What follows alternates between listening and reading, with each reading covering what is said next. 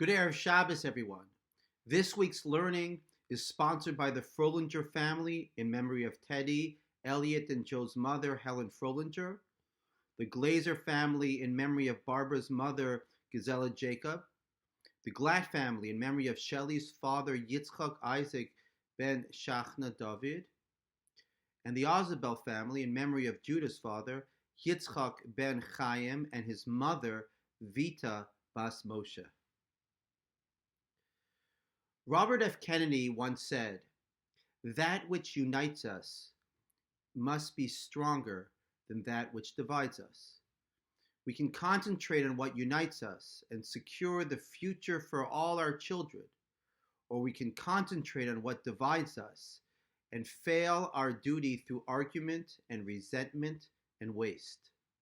On the surface, I think that most of us prefer focusing on what unites us rather than that which divides us. We think that unity is desirable and division is not. But a recognition of division, how I am different than you, highlights my own uniqueness, and that is something that is also desirable. How do we balance the value of unity with the value of highlighting our own uniqueness? Perhaps we can address this question by asking another question. Why do we read Parshat Bamidbar immediately prior to the holiday of Shavuos? Well, the Gemara in Megillah Daf Lamed Aleph Amud Beis states that Ezra enacted a takana, a law, that Jews should read the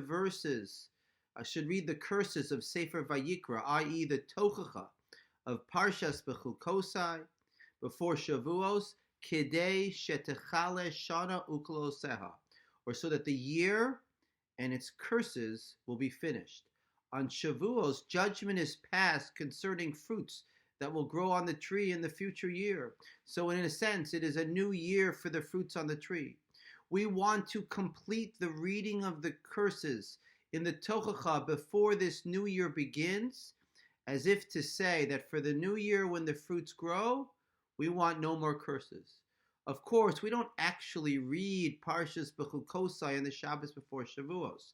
We actually read Parshas Bamidbar immediately prior to Shavuos, and Tosfos in Megillah explains that we don't want to juxtapose the curses of Parshas Bechukosai to Shavuos, and therefore Parshas Bamidbar acts as a buffer, so that Shavuos, the new year for the growth of the fruit on the trees, is not at all connected with the curses of Parshas Bechukosai. But I'd like to suggest a different reason as to why we read Parshas Bamidbar before the holiday of Shavuos.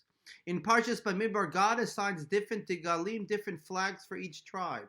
The Midrash Rabbah writes that the flag of each tribe had a unique color that was the color of that tribe's stone in the Choshen.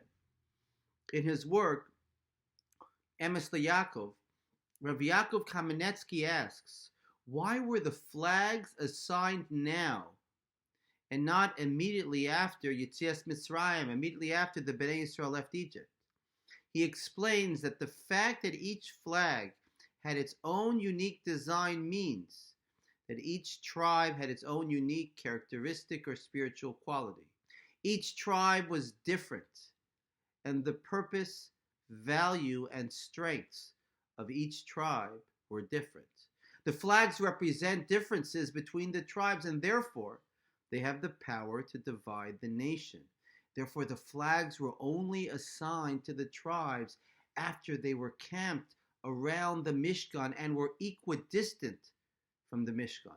First, the tribes appreciated their unity, that each of them was equidistant from the Mishkan. Each of them was charged to follow a path of Torah, symbolized by the Mishkan.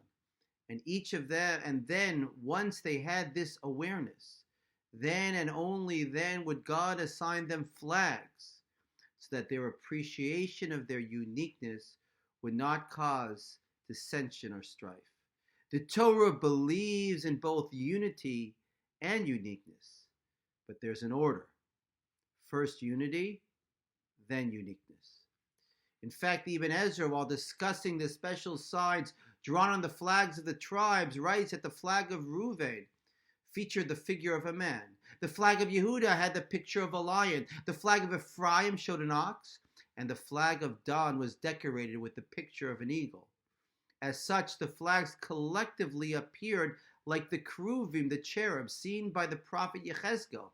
According to the Ibn Ezra, then, the four sides of the Mishkan are the four sides of Yechezkel's vision of the Maaseh Merkava, the holy chariot of God whose sides had the face of a man, a lion, an ox, and an eagle. Essentially, the message of the Ibn Ezra is that the chariot is made up of different faces which represent different perspectives, and we allow for these differences, and we do not stifle individuality. On the contrary, it's the differences that create the throne for God, as it were, to make his presence apparent on earth. In this spirit, Parshat Bamidbar is a wonderful introduction to the holiday of Shavuos, which is the holiday of Matan Torah, the giving of the Torah.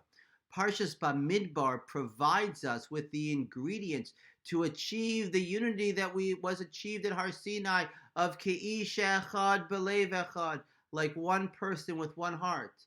Let us not stifle our uniqueness, but let us first emphasize that which unites us before appreciating our differences.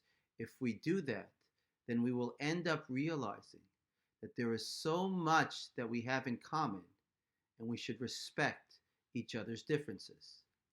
I joined together with a group of local Rabbanim and signed onto a letter affirming that, as per the OURCA guidelines and the unified consensus of our poskim, Rav Hershel Shechter, Rav Mordechai Willig, Rav Asher Weiss, Rav David Cohen, and in consultation with medical experts, we have decided to wait 14 days after the governor allowed religious services of up to 10 people to start minyanim. As the letter states, quote, "We are not advocating leniency regarding tefillah b'tzibur. Rather, we are advocating the stringency of protecting life," unquote. At the same time, we also wrote the following quote: "There will be those in our community who will follow the directives of other poskim and attend minyanim. These groups are following their rabbinic leadership, and while their approach is valid, we, following the decision of our poskim, are advising greater caution," unquote. The message was clear. Other rabbinic groups have consulted with respected medical experts and senior poskim and may have come to slightly different conclusions about when to start minyanim. Instead of only focusing on the differences with the other rabbinic groups, let us focus on all areas of agreement. The protocols for these minyanim are essentially the same.